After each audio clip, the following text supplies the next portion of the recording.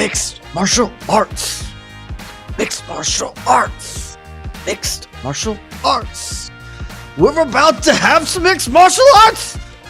Casey, let the horns go because it's UFC Vegas 77, y'all. Woo! The one we've been waiting for. I'm so excited. I know you all are. Hello, everybody. My name is Jed Meshew. I'm a writer for MMAfighting.com, a great website. And we've got a great fight card for you tonight. UFC Vegas 77. The after dinner mint to the feast that was UFC 290. But y'all know what time it is. It's 30 minutes just about until the fighters start making the walk till the event kicks off. So you got us for 30. It's me, and I am joined by the best producer in the game, the best fighter in the game, Mr. 3024 himself, Casey Leydon. Wow, what an intro. That's just professional. And those of you out there listening, you might be like, why is Jed doing this? Well, Mike has sacrificed enough for us, ladies and gentlemen. Still battling strep, so we didn't want to put him through it. He's taking the evening off. You got me, you got Casey. We will be doing a post show after this incredible event. It'll be me, Jose Young's on the ones and twos. Casey has something more important than this unbelievable fight card. I don't know what that could be. And New York Ricky. So, but until then, I got 27 minutes on the counter, probably a little longer. I doubt this thing will start all the way directly on time, but fire your questions in. You want to talk about, people are calling it the best Apex event ever.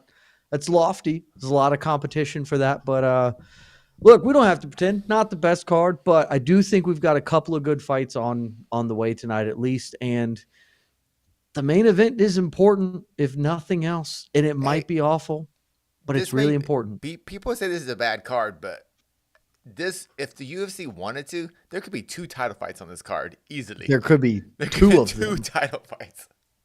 Exactly. Okay. I have stated it, and I intend to hold true to this. I will be ranking the winner of the main event as my number one women's bantamweight in the MMA Fighting Global rankings, the only rankings that really matter. Not maybe because they really are, but because why not? Otherwise, what are they fighting for? So we'll do that. And, if Norma Dumont and Chelsea Chandler, they're fighting and they've got some heat. They had some stuff going on. But if you want to talk about that, if y'all want to talk about the KSW card, I haven't seen all of it, but I've seen pieces. And I've seen that a lot of gnarly injuries occurred at KSW today. So whatever it is, it's up to y'all. Casey, do we have anything from the peeps to fire us up? All right. Coming hot. Casey Carpenter. Casey Carpenter, is this the worst card ever? Man, just plucking the low-hanging fruit there, aren't we, Casey Carpenter? Hey, Casey, what do you think? Is this the worst card ever? I'm assuming UFC cards. Yeah, it's definitely not the worst MMA card ever put together. No. You know what? You can't judge a card before it happens. But the timing of this card is really bad. Coming off, in my mind, maybe the top 3 pay-per-views the UFC's ever had. And to come off with this card at the Apex. And it's even in light with the whole, there could be 2 title fights on this card, but there doesn't seem to be any meaning to what's going on in this card. I think that's the problem. It's not necessarily the fighters, or maybe, I guess it's the matchups. There just doesn't seem to be any stakes on this card outside of the main event, honestly. And even then, it's kind of like, okay. It's just, people seem to be just fighting out their contracts, and I don't know. I don't want to call it the worst card ever. But on paper, it's up there or down there. Yeah, I don't think it's the worst card ever. And you're right. We do have to see at least how it shakes out. It could be awful. Like if tonight is awful, it's going to really be bad for a lot of the reasons you said. For me, I think there are some fights here that are going to be fun. 3 lightweight bouts means you're probably going to have a good time, particularly with the texture of these lightweight fights. Like Terrence McKinney is always television worth watching, and Mhm. it's only going to take you 7 minutes or less with them, regardless. The Otman Izatar Francisco Prado fight, I'm actually like very, very intrigued by. There are a couple of moments like this, but we've been saying this a lot, and I think it's just really true in that what are the stakes here, and that all of these Apex cards sort of have that same problem, and then this one feels even more so because it kind of really didn't strike me until you were talking, Casey, when you said what are these people, feels like people are fighting out their contracts.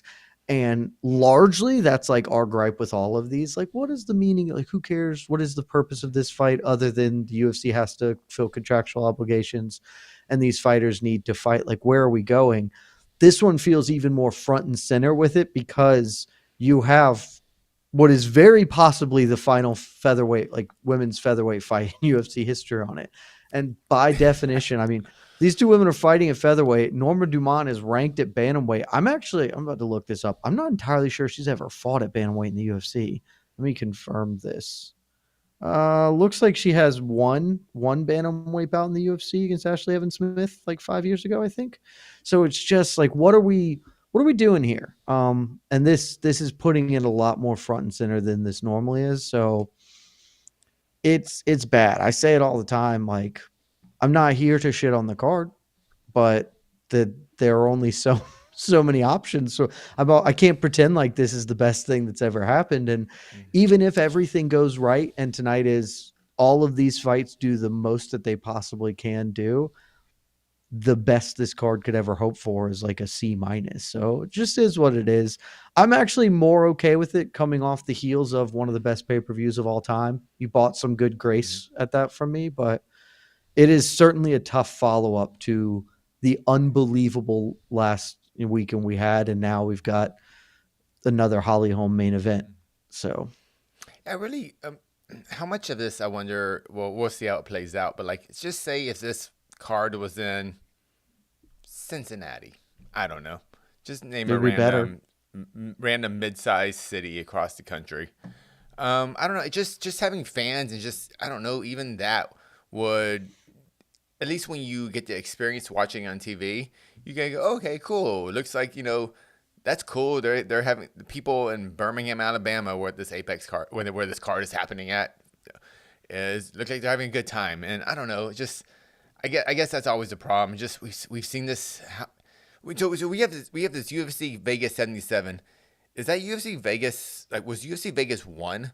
Was that the original Apex card, or are we counting? Like, what are I we? no, I'm I not sure. I I I believe that the count started with the first Apex card during COVID. I think that's when the Vegas sort of The took hashtag, the yeah. naming. Yeah, that's when the naming. So like, because Ariel's always on saying we should call these UFC Apexes, and that would Which be fine. I have no issue. Um, Yeah. yeah, like that would be fine and probably more accurate. But yeah, I mean, look, you're right. If this were some roadshow somewhere, even in a smaller arena, it would certainly be better. Uh, Also, as part of that, like when you do shows like that, the cards even have more of a structure to them in a way that kind of matters, right? Because instead of, hey, here are 13 fights, it's 12 fights plus we moved Jack Della Maddalena because of last week. Get that. Here are 12 fights that have no rhyme or reason. That is just we had spaces to fill. And some people don't care about this. And if that's you, totally fine. I'm never trying to yuck anybody's yum as far as fandom goes here. But like I always honestly it is a somewhat necessary subplot to other cards for me of the like, oh, so we've got like four fighters, out of Milwaukee competing on this card together, like in the same gym or whatever. Like last week, it was not one of the 12 most important things that happened, but it was like there was an interesting subplot of Mexican fighters and Mm-hmm. kind of carrying this story of the year. And when you're just grab bagging 12 fights and putting them in the apex, however, it doesn't matter, just throw them. There is no there's no connective tissue even to this. It is purely like you were if you just went on UFC Fight Pass and clicked, random fight and you just generated 12 of them. That's sort of where we're getting. And it's hard. You can't get excited for it. Nobody can be excited for this card, and that's the saddest thing coming off of 290 and all that momentum. And there's like, okay, well, back to here. All right. But, it is what it is. Question from the Last Stand 001. What could happen on this card that would make it not entirely forgettable? Genuinely do not know. I was thinking if Buena Silva kind of has that breakout performance where someone she puts, because okay, maybe I'm forgetting. Outside at 35, is Nunes really the only person that's really just steamrolled Holly Uh, at 35 at my least? my recollection was that the Jermaine Durandamy fight was not close, but That was a not that she 45 though. got like That was 45. sorry, at 35. No, I mean, yeah, that's definitely the only person who is. I mean, she's Yeah, still the only person who has knocked her out. yeah. Tate submitted her, but Holm was winning that fight That into was a the great. fifth That was round. that was So just a good great fight. fight. Yeah, great fight. Valentina So got her, but it was a decision, and Holm did break her hand in the fight. It happens, yeah. but yeah. For this question, if Buena Silva does something that only Amanda Nunes has done at 35, that would make it entirely not forgettable. I think I think that's a good answer. Yeah, if Bueno Silva comes out here and knocks out Holm, or I think it has to be a just knockout really because, levels like, up, our yeah, expectations of her. I think it has to be a knockout because, like, if she comes out and she taps her, I won't be super surprised because she's proven to be a very effective grappler, and that's still what you would register as Holm's weaknesses. And that will be a thing. That'd be a thing that we will talk about for a week if that happens. Like, holy, Mayra Bueno Silva's like actually legit. Should she jump into this title fight instead of what we all assume is going to be Juliana Pena or Raquel Pennington? Like, we would talk about that for a week until we get to the UFC London cycle. If she knocks out Holly Holm, that one won't be forgettable. That one is one that we will probably be talking about, or at least remember, later on as the year goes. So that would be it. And again, that's still not going to. That just makes it not entirely forgettable. It doesn't make it like a card to talk about the water cooler on Monday with people. I think that that's probably just not in the cards. Even though, like I said, I think there are several well-made, fun fights on this card, and that's feels like we go round and round with this. Say this every week. Like, there's actually a lot of good matchmaking going on here, but to what point and purpose? And that always brings it down for me personally. But let's hope MBS freaking KOs Holly Holm. That'd be sick. Or, I mean, it won't be as big a thing. But if we get that violent Holly Holm that we saw against that one night when she fought Ronda Rousey, that kind of just Hey, she knocked out Betch Kohea too. I miss Betch Kohea. She was so Betch good. Kohea played an important role in the She was ecosystem. she was Somebody amazing. who will get knocked out violently is very important. And she will sell that fight until she gets knocked out. Yeah, if Holly Holm comes out and knocks out Buena Silva and then cuts a promo, that'd be cool. But she's never going to cut a promo. Yeah. That's not who she is. Stop sexualizing the Ro- kids. Rolo Tomasi. Thoughts on the whole Dumont Chandler backstage fiasco? I must admit, it did add a bit of spice to the fight. Casey, what are your thoughts on this? A little bit of shenanigans that I did not see coming, sort of came out of nowhere. Um, Thoughts? it was cool. It was nice. I like saying no. It. It was the first time I haven't been paying attention to Norma Dumont's career, honestly, but it was the first time I saw a bit of personality in her. And I got to see her crazy eyes. I was like, ooh, Norma Dumont. So I will, yeah. So you know what? Low hanging fruit, but yeah, two fighters, mouthing off, giving each other fingers after the weigh-ins. It works. That's this card. This was a very bland card, so this was a little bit of salt. It adds something. Yeah, There's it added some something. season. There's I didn't think it was just done. enough season. I thought it was authentic. I thought it was just two fighters who were just ready to go right then, and yeah, that's what we're here for. And I didn't think negative of it or anything. It was just all right. They're ready. I particularly enjoyed the "I have fingers too" comment. Just getting bird shot at her. I have fingers too, and fires them back. Look, it was. I'm usually not one who cares about stuff like that because it all feels contrived, and like if something feels contrived, then I super don't care at all. That one, for whatever reason, felt genuine. Sort of felt, and it's not super surprising. Talking about a Cesar Gracie fighter.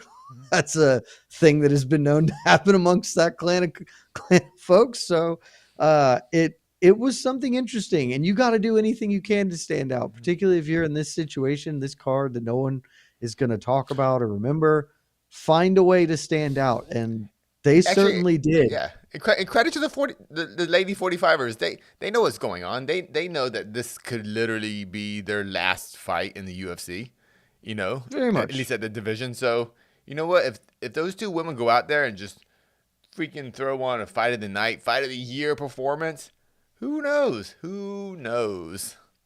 Or even if not, you got to put your flag up. You got to. This is your resume builder right Mm-hmm. here for the PFL and the Yeah. featherweight tournament next year. You got to say, hey, not only am I a female 145er, look at what I can do. You should sign me and let me compete for $1 million. Uh, look, I dug it because we ain't nobody was talking about that fight before. No. This fight card was okay. This main event is a thing that's happening, and it's going to be pretty cool when Jack Della fights. And if anyone was talking about anything else, I don't know who it was, what it was about. And now the number 3 fight on the list of people is Norman Dumont, Chelsea Chandler. So good on you. That's a way to take advantage of something and make something happen for your own career, even if that's not really what they were trying to do. Good for them anyway. Good for them. Emerson Cage, do you see the winner of tonight's main event fighting for the vacant bantamweight title next, or is that title going to be contested by Raquel and Pena? I'll lead us off here. I would be extremely surprised if Raquel and Pena did not fight for it. I won't say extremely, I'll say surprised, but that is not written in stone yet. I think the UFC's default right now, the leader in the clubhouse, is to do a Rocky Pena fight for the belt. There's a little bit of heat on that matchup. Let me pull up the UFC's rankings. I want to say that they're number 1 and number 2 in the UFC's rankings right now. Rocky absolutely deserves, showing like a 5-fight winning streak or something insane like that. Pena, the last champion before the most recent champion retired, they are 1 and 2 in the rankings. If my Bueno Silva wins, she's not getting the title fight. I say that extremely confidently. I don't care how she does it. It could be the most impressive thing ever. She's not going to jump either of those two. If Holm wins, there's a world. They love Holly Holm. She's a former champion. Holly Holm has oddly never fought Juliana Pena. So you can just fire that fight out. And that's like, here are two most, or not, I guess not two because Tate, but like 2 former champions fighting for the vacant belt.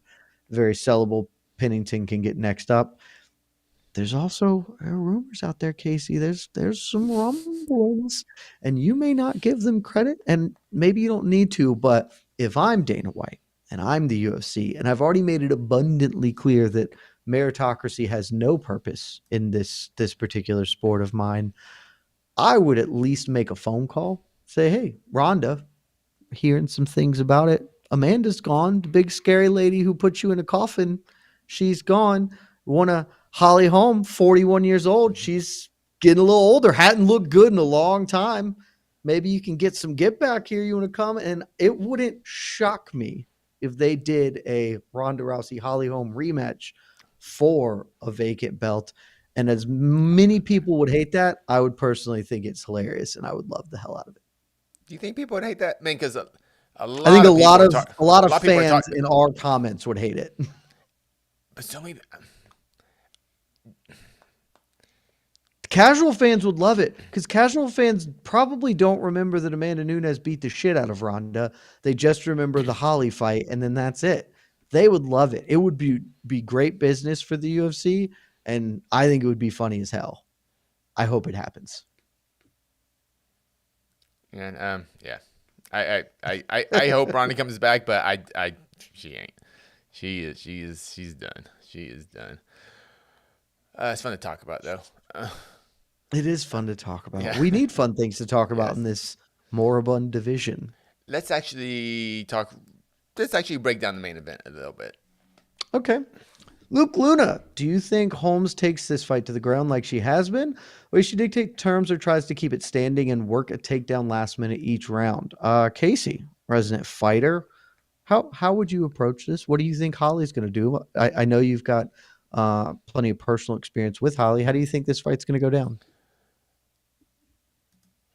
I don't know. Actually, I don't know. I Because the thing that scares me, worries me. Holly's 41 years old. She is 41. She has been a professional fighter, I think, since her mid 20s or something, early 20s in boxing and kickboxing. She did a little kickboxing in the beginning of her career. That's why I mentioned that. But she went to, obviously she spent most of her professional career boxing. 2002. So 2002. 21 years. Holly, I think we give it Holly Holm. Holly Holm, I think once she leaves the sport, I think she'll get more credit for who she is as a fighter overall. Oh, Obviously, interesting. I I think think she now gets a because ton of credit. I think so too. But 20 when you say 20 plus years as a professional fighter, that is incredibly impressive. How many fighters right now are in the UFC have 20 years of professional fighting? Valentina, Andre, Hall of Famer, Hall of Famer. um, Well, obviously Holly's a Hall of and Famer, but they're all three of these people are going to be. Jim Miller might be up there now. He Hall of started in the Famer. UFC in '06, so He probably probably fought had his a few pro years career before. starting like Yeah, 2003 or something. he'll fight. He'll make 20 years, but if he's not there yet. Yeah, yeah. But I'm just trying to think. what I'm trying to But I say mean, yeah, is, you're what I'm trying talking to say about is like, Hall of Famers yeah, exclusively. Hall of Famers, yeah. And so, we have a great fighter who's had a great history in this sport across multiple combat sports, I and the fact that Holly has had to adapt her game, I think, as she's gotten older, more wear and tear on her, but she doesn't fight that often. But in terms of how I think this fight happens, unfortunately, I hope it's not lots of cage wrestling because Oh, I I think probably it's. I think it is. dang it. That to me is the path to victory. Holly just using her strength and good use of leverage on that small apex cage to keep Bueno Silva, tied up. Not exciting, fun fights at all. Very technical and very. You have to be quite the athlete to maintain that kind of pace for 25 minutes. But entertainment wise, definitely not there. I get that, but if W is all that really matters for Holly at this point, I don't know. Yep. I think that's the way. I think that's the path to victory for her. For Buena Silva, don't get stuck in the cage. Punch her, get her to the ground, submit Holly. Yeah, I think for sure Holly's gonna about. We're about to get a long stretches of clinch wrestling because I think she probably can take Buena Silva down if she really wants to. And I would in general assume that she's safe there. But Buena Silva's been pretty crafty on the floor. That's just never going to be Holly's strength. It's much safer to just sort of lean on her against the fence and do that thing that she has become very adept at doing. And at range, she'll have to up her volume more than she's shown lately. But I, the closest comp I have for this fight is I look at Manon Fior as like a bad version of Holly Holm, like a smaller, less good version of Holly Holm. And Manon had a pretty good time against Mayra Buena Silva. Holly Holm is much larger and can do a lot of those things similarly and equally as effective. I will say, though, to your point, I think Holly Holm gets a ton of credit, rightfully so, but I think her career is going to age extremely well. Not in like a rewatchable factor or anything like that, because it's just not. But I don't think people really register how absolutely insane it's going to be when at the end of the day she alone is the only human being on the face of the planet that can say I'm a Hall of Famer. I'm in the International Boxing Hall of Fame and I'm in the UFC Hall of Fame. That is a one of one club, and that's if you're ever the only person alive to do something almost by definition, it's cool as shit. So I think that will age when she does retire and inevitably gets inducted into the hall. So I'm with you on that point. A little off topic. What single knockout do you think you've watched more in your entire MMA fandom? Just via social feeds and stuff like that. Because I Oh, would. I know the answer for sure, but I Oh, know, via. but Yeah. the home Yeah. That's Rousey is very high on the list. It's yeah. not number one. Not number one. What? Just curious. What is your top three? Just I know you don't. You can't. I mean, What do you think? number one is almost certainly Dan Henderson, Michael Bisping. Like I would be astonished if you could look at all of my like metrics over life and Yeah. that wasn't it. I have seen that thing a billion times. Holm Rousey is also extremely high on the list though, because I mean it was a sea change. That's Mhm. one of the pivotal moments in the recent history of the sport. So it's right there, and she will have that forever. If she never got inducted as a fighter, which she definitely will, she would get inducted for that knockout alone. It would just be there. Okay. So yeah, I like to but see yeah, that. again, she's going to be the only person in those two Hall of Fames, which is insane. There are going to be multiple people who are UFC Hall of Famers and International Wrestling Hall of Famers. Like that's a thing. Just one person that did boxing to MMA. That's it. Mr. T, how many punches would Jed have to throw to KO Francis? I mean, it's going to depend on this. Can Francis defend himself? Can Francis punch back? If Francis can punch back, I the limit does not exist. I cannot knock out Francis Ngannou if he can punch back. If Francis just has to take it, I mean, he's got a good chin, Yeah. but like, if he just, if any person simply has to sit there and take it, you've got a decent chance on them because, like, You have to hit him. that's I why think slap fighting is dumb. so That's dumb. I was literally why I, it's dumb. Like, if I was about to say if you and Francis were in a slap fight and you get 5 freebies at the beginning, I'm do still you? not I'm still not getting him, I but don't think. and I'm dying instantaneously when it's his go. But like, if any grown person who knows how to like the mechanics of punching on someone who physically cannot like defend themselves, you got a pretty decent chance of at least rocking them real hard. So but if we're talking about a real any sort of pushback, I can't do it. Can't be done. I I do want to with Francis of 16-ounce gloves, and I have 16-ounce gloves. I kind of want to give me just a good jab. I just want to feel it. I want to cover up. I just want to feel what That'd be I a would do jab. that. Yeah. Anything else? I would No. not I would Yeah. not do the jackass bit where he rips an Right. uppercut into a dude wearing a cup. Um, Shouts to you, Danger Aaron. That was insane. But like, yeah, no, I don't mind getting punched in the face that much. I mean, it sucks, but like, I don't want to take a Francis uppercut. I would much rather take a Francis jab than like a Francis low kick. That sounds Oh. like the worst thing. I might rather take an uppercut than a Francis low kick because at least the uppercut I'll be knocked out. The low Yeah. kick I'm gonna feel for like a while. That's a fun game. Okay, Francis can hit you. How do you want to get hit? Like you get to choose. Arm, arm Arm. is the answer. I mean, it'll suck, but give me that. It's probably not going to break anything in my arm, and it'll just not work for like a week.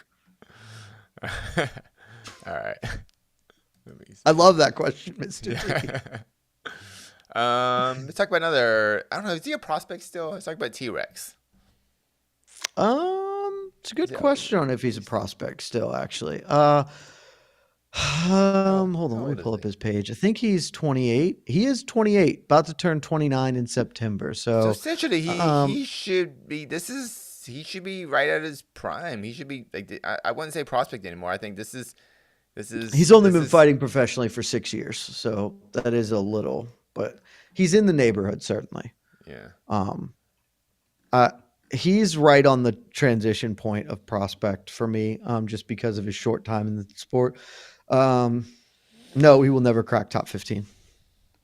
Lightweight is simply too deep, too good of a division.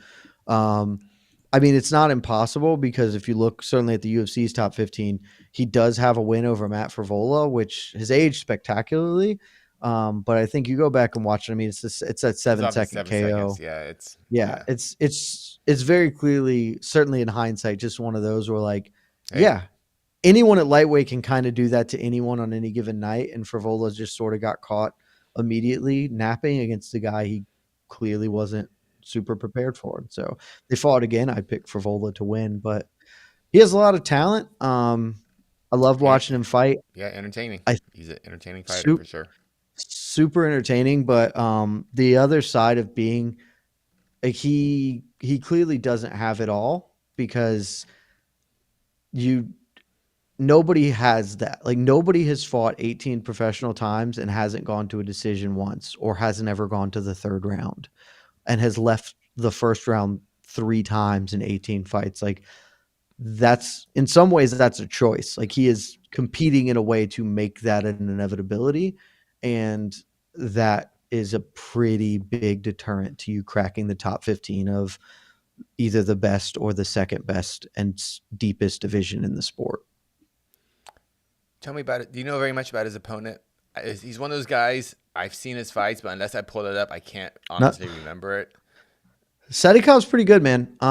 This fight's gonna be really fun. I know more about him because AK is gone this week, so I took over the predictions and I watched a lot more tape on him. Okay. Sadikov's also sort of in that like he's 29, but hasn't been fighting that long. He made his debut in 2017, 2018. Um, Also very much a finisher, though he has had fights go into the second and third round much more reliably. He's real fluid, like he fights real loose, keeps his lead hand down a lot. Um, and like it gives me the impression that he probably should be a better striker than McKinney, but he's gotten tagged a couple of times just by being too loose, and McKinney has that sort of blitzing, bum rushing style that he can employ. So like it wouldn't at all shock me if Sadikov just gets lumped like immediately in this and McKinney never lets up because that's sort of how McKinney fights.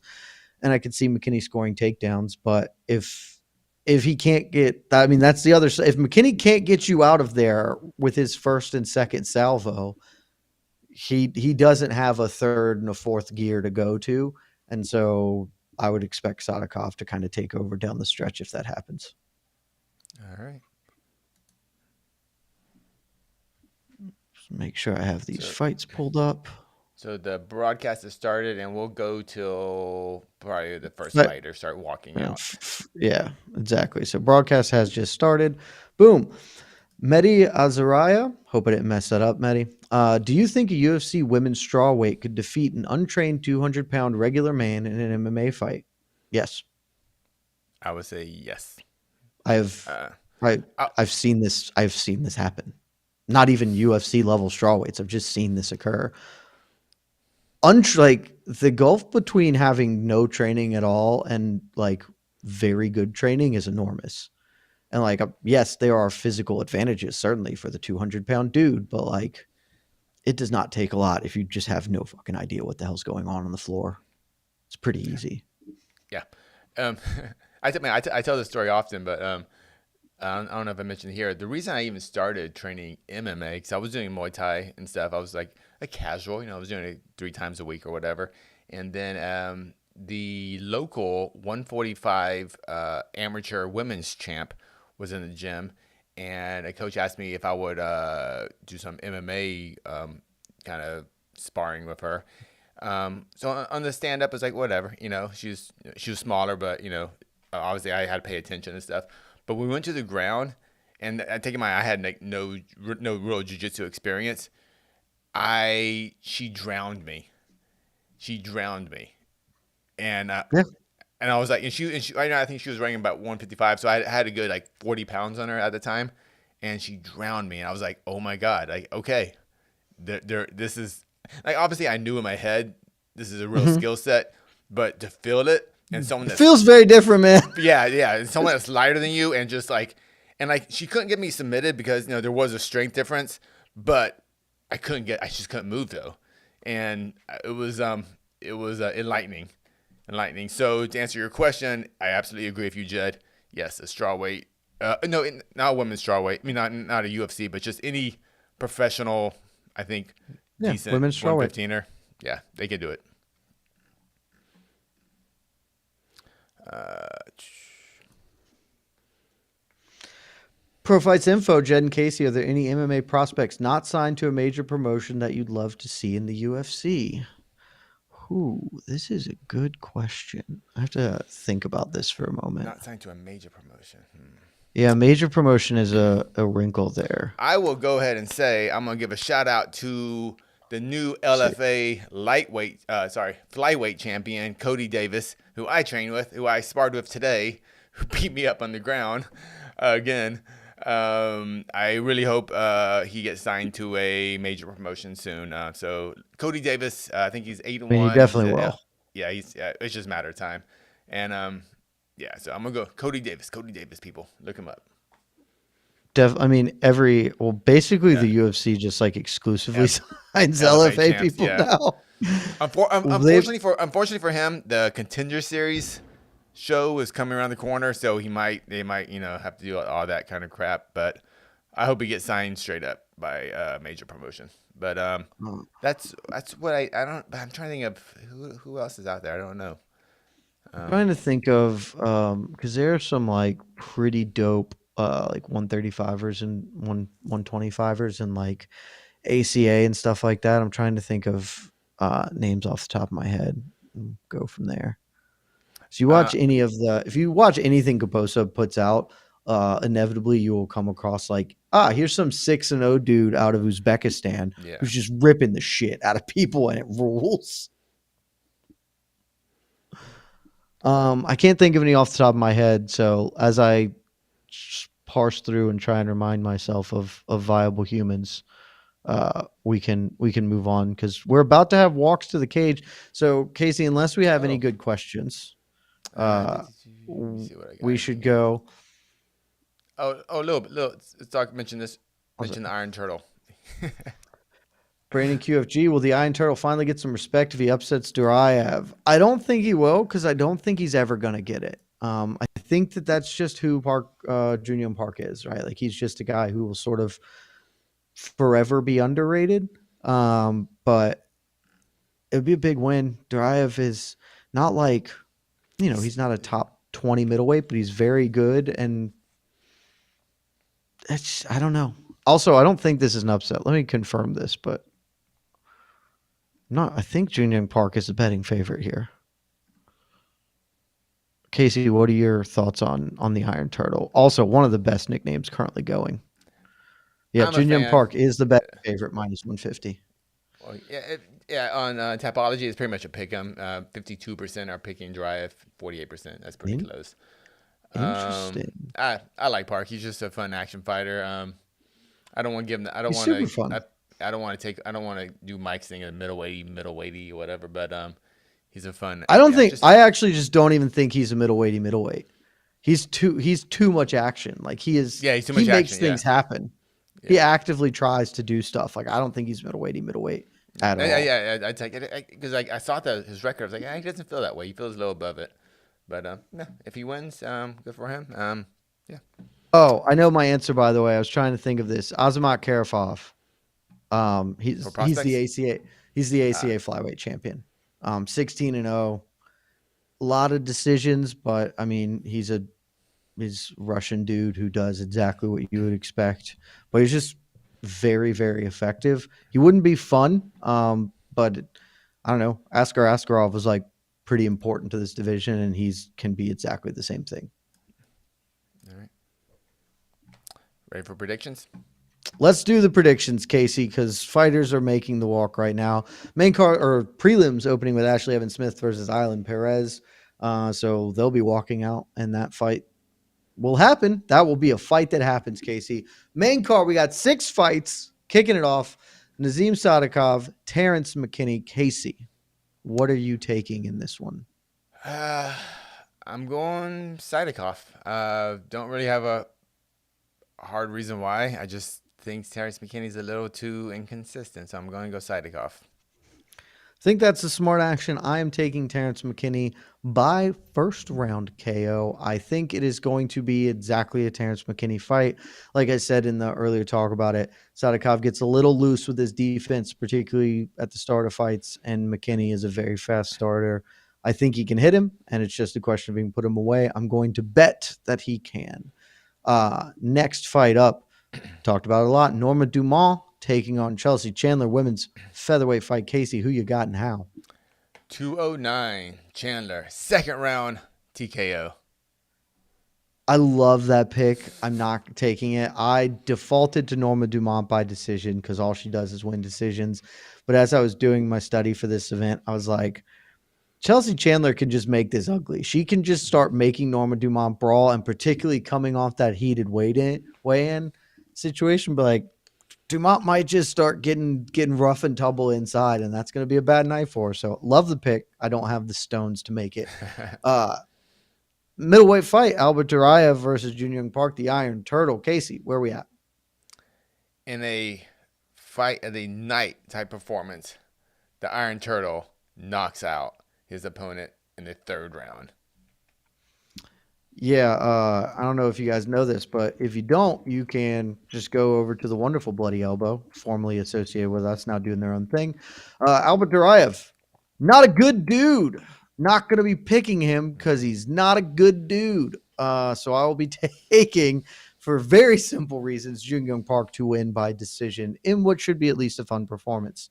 Atman Azatar, Francisco Prado, lightweight fight. Casey, how we doing? I kind of went Prado just because I don't know, honestly. I don't know what to expect from Ottman, honestly. No, I think that's okay. Yeah, I think that's honestly reasonable. I kind of went just. I felt like the safer pick. I'm going Prado. I think this fight's going to be incredibly fun. I don't know what to make of Izatar, and Prado's still 21. I still like him. I still like him as a prospect and a kid who can develop. I'm taking him to win a really, really fun decision. No, sorry, I have him listed as a KO in round 2. So that's it. Co-main event: Jack Dilla Maddaleno, Basil Hafiz. Casey, how does JDM get it done? Second round knockout. First round he'll win, but I think he doesn't have much tape on the guy. He's gonna play it smart the first round. Second round, he's like, all right, let's get that check. Firm agree. Hafiz is also very durable, and with several sort of changes, I think JDM may not be in like the fully locked in headspace, so maybe take him a little longer. I'm also in second round KO. And your main event: Holly Holm versus Mayra Bueno Silva for the uncrowned women's bantamweight champion. Casey, who takes home that fictional gold? In a whatever the opposite of barn burner is, a barn simmer, Holly Holm decision.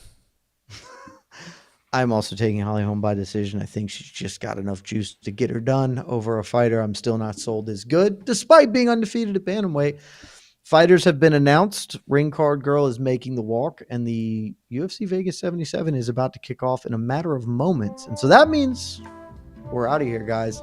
Tune into ESPN Plus, ESPN, whatever this is on. You can watch Ashley Evans Smith fight Adeline Perez right now, and you can watch all the rest of it. And if you don't, tune into MMAfighting.com. We'll keep you locked, filled with all the highlights, and check back here at the end of the night. Post show, me, Jose Youngs. Who else is Eric Jackman? And that's it. Casey, it's been a pleasure. Enjoy the fights, y'all. Love you guys.